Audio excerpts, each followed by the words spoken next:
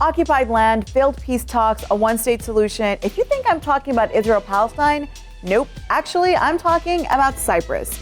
Well, even though it's a small Mediterranean island, it kinda has the future of the European Union on its back. Here's the thing, Cyprus is split in half by a UN buffer zone. The south is the internationally recognized Republic of Cyprus, and the north, that's the self-proclaimed Turkish Republic of Northern Cyprus. By self-proclaimed, I mean it's not officially recognized as a country by the United Nations. It actually declared its independence from Cyprus in the 1980s, and Turkey is the only country to officially recognize it. Hey guys, I'm Sana, this is AJ Plus, and we're going to tell you a little story about how Cyprus got divided and why it could actually determine the future of the European Union. So why did Cyprus come to be divided, and why does it hold so much influence in the EU's future? Well, before getting into why it holds that influence, let's talk a little bit about how it even got here. In the 1950s, a right-wing Greek Cypriot guerrilla organization called EOKA started an armed struggle against the British colonialists.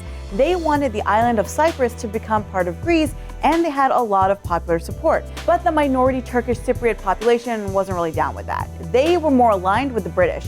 So they started pushing for a partition, splitting the island into two, with Turkey taking one half and Greece taking the other. In the end, the British decided on kind of a compromise. Cyprus became a unified, independent island nation in 1960, and the British wrote a constitution ensuring that both Greek and Turkish Cypriots shared power in the government. They also gave themselves, along with Turkey and Greece, guarantor powers, a special status that meant they were supposed to protect Cyprus and keep it independent. But tensions between the Greek and Turkish Cypriots had reached a breaking point. Intercommunal fighting broke out in 1963, and Turkish Cypriots started moving into their own enclaves. There was also a political deadlock as both sides vetoed each other in parliament, and eventually Turkish Cypriot politicians resigned from the government altogether. The fighting continued for over a decade. In 1974, things went from bad to worse. The military junta in Greece launched a coup in Cyprus, ousting the president.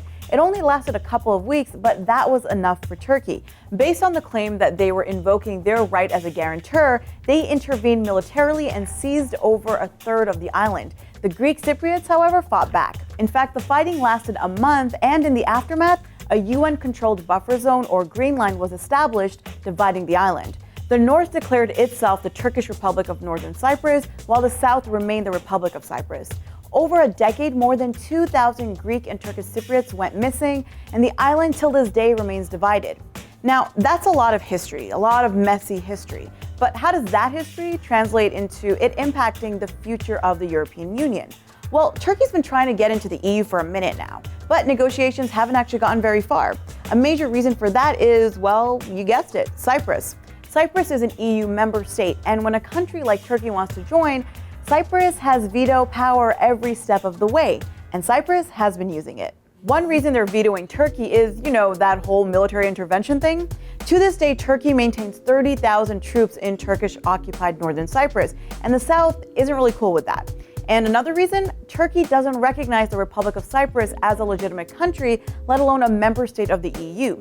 So it sounds like Turkey's EU bid is dead in the water, right? Well, if Cyprus and Turkish-occupied Northern Cyprus work things out, it might not be. The latest round of negotiations between the two sides began in 2014, and if that happens, Turkey might recognize Cyprus as a legitimate country. Cypriots on both sides of the Green Line stand to gain a lot from reunification, but decades of conflict and a tug and pull of power has left life for Cypriots in the north and south pretty damn different. Because of trade sanctions and embargoes on its ports and airports, Northern Cyprus is kind of like the Cuba of the Mediterranean. It's politically and economically isolated from the rest of the world, and its economy is stifled. In fact, you can't fly anywhere from the north except for Turkey, and it's totally reliant on Turkey for trade, exports, and aid. The south, on the other hand, is currently in much better shape. They've enjoyed the benefits of trade with the EU for over a decade now, since 2004, and they adopted the euro currency in 2008. But lots of Greek Cypriots lost their homes during the conflict, and now they're pushing for a deal that would allow some of them to return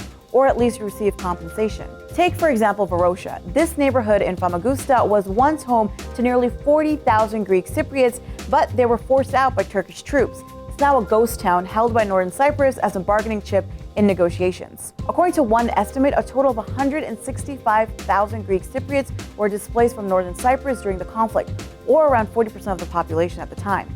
So where does Cyprus go from here? The latest round of UN brokered talks have been called Cyprus's best chance yet at reunification. The goal of the recent talks is to establish one unified country with a single citizenship while recognizing the independent nature of the North and South. But not everyone is optimistic. The island voted in a 2005 referendum, and while Turkish Cypriots voted for the deal, Greek Cypriots shut it down. And today there are still obstacles in the way of reunification. But both parts of Cyprus are led by leaders who want unity. And that's brought the hope that the future of a united Cyprus is actually closer than many may think. So one of the things that I learned while helping make this video was that it's pronounced Cypriots, not Cypriots. What about you? What did you guys learn? Let us know in the comments, and don't forget to like and subscribe and share the video.